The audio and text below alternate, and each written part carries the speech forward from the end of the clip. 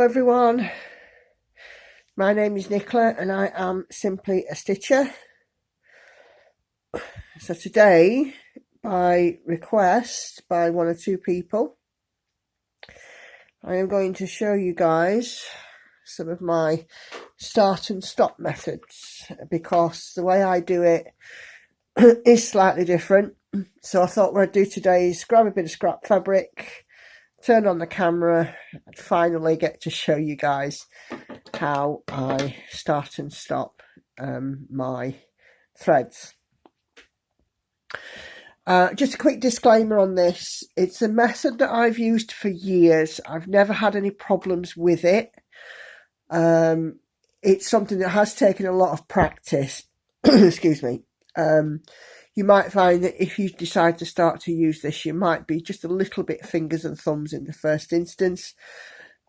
But I've found that I've managed to get myself into a bit of a good rhythm in using this method. So that's me. So I'm going to show you it. I've got some 25 count fabric here.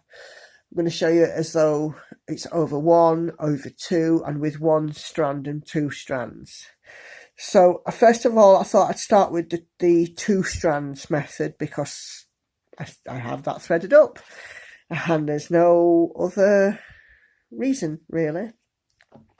So what I do is I decide where my first stitch, I usually come up to start any of my stitches. I come up in the top right corner. It doesn't matter whether it's Ada, even weave, 1 over 1, 2 over 2, working top to bottom, bottom to top, or middle out. I will always start my stitch in the top right. So hopefully my focus is going to work. So what I do is I'm going to consider this highlighted row as my stitching row, and I'm going to do this 2 strands over 2. So I will go in on the bottom left, or the bottom of the so my stitch will go, say, from here to here. So I will go down on the bottom row a few stitches away. Then I will come up on the top right where I'm going to start my stitch. So I pull that through, and then when it gets to a small tail, I either put my thumb on it or I just let it go free, because I can do this without, I'm used to how it feels. Put my thumb on it.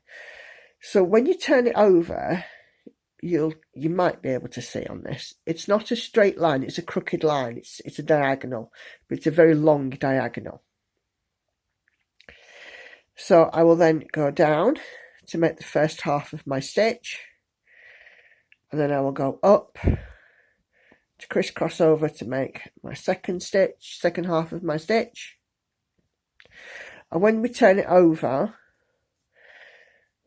as I've come up to do the second half of my stitch, that vertical is laying flat over the tail end of this thread. So sometimes I just carry on, say like if I was doing a row of stitches, let me just go back. If I was doing a row of stitches, I would just carry on. And of course, you can see that still it's coming through, and it's covering those stitches. Now with the tail end, if it's long like that, then I will snip it off. If it's a short tail end, when I've got sufficient stitches to capture the end of this floss, all I'll do is I'll use the needle tip and just scratch the back of my fabric to take it out. Don't even have to flip it. I'm only flipping it now so I can demonstrate it. So, and we'll go back over my row, and I want to finish off this thread. So what am I going to do? So when I get to my last stitch,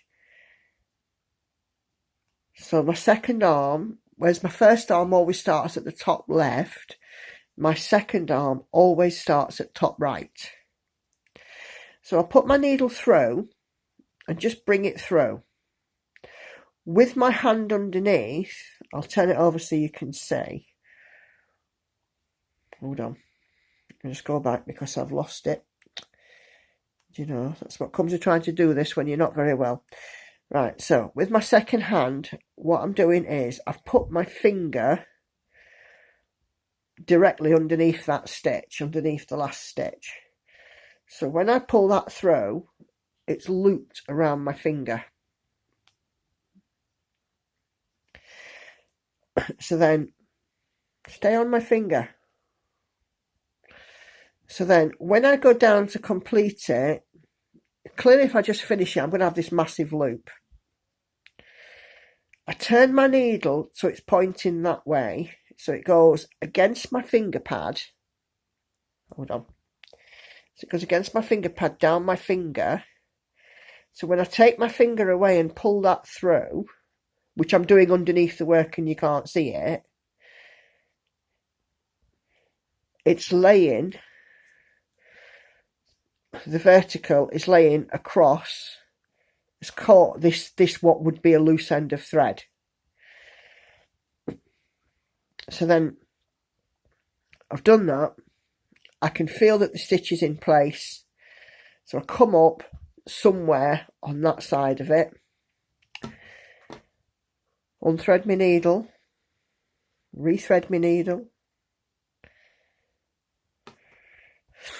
So I come up somewhere a little bit further away, give it a gentle tug, not firm, not hugely taut, and then just snip it off. And because it's that little bit taut, it'll just automatically pop through to the other side. I don't have a problem with stitches loosening with that.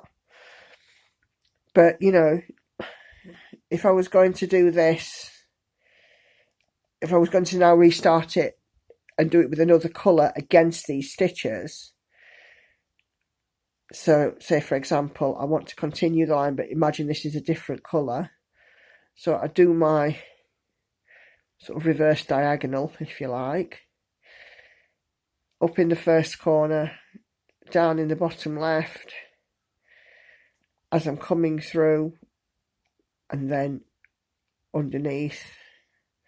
Not only have I caught the tail end that I'm holding there, I've also caught the tail ends of the preceding thread, which secures those stitches that little bit more firmly as well. So let's just do, say, 3 stitches of this. So you can see it's now nicely caught. To be fair, with one, it's for me it's caught sufficiently enough. Third, so we're going back. 1, 2. Okay, and then let's fasten this one off. So I go down, finger under stitches, thread round finger, up in that top hole. I've got the loop over my finger, needle down, which is now touching my fingertip, run it along to the left, underneath that loop, get rid of that little end there, come up somewhere on the left hand side, give it a little bit of tension, pull it with a little bit of tension. Oh God, dropping my scissors, do you know? Snip it off. It works for me. Whether or not it'll work for you guys, I don't know. You can do this with ninja stitches, with single stitches as well, although the process for that is a little bit trickier. So I'll go in, first arm to start my stitch, hold that. So here you will start and finish at the same point. So here I've got my thumb on one of the tails, I've got my finger underneath the stitch, on the back of the stitch. I've gone up, I've got my finger, the loop around my finger, you see that there, slide through so it's against the finger there, more fingers and thumbs. Pull it up there. Snip it off and also snip that other tail off. If there's still something showing, just run your needle tip under it. And as you can see there, both of the ends are caught under that single bar. So really it's up to you if you've got the confidence to sort of try this, as it were. It works with 2 strands. It also works with a single strand. Let's grab my other bit. With a single strand though, I wouldn't say it's trickier, but I would say it's easier to lose the diagonal, you know, when you've done the first bit. So we're going to go in. I'm going to go as a 1/1. So the diagonal is much less on this one. So usually with the 1/1, that's when I do generally tend to leave a tail, if I can, because you can also, whilst you're holding that, keep a little bit of tension on it. So I've got a thing caught, that's it.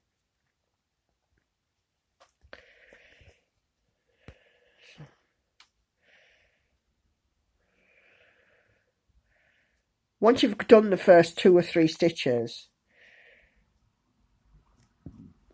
you can just flick this end out, so it's not going to distract you. 2 or 3 stitches. There's 2 or 3 back.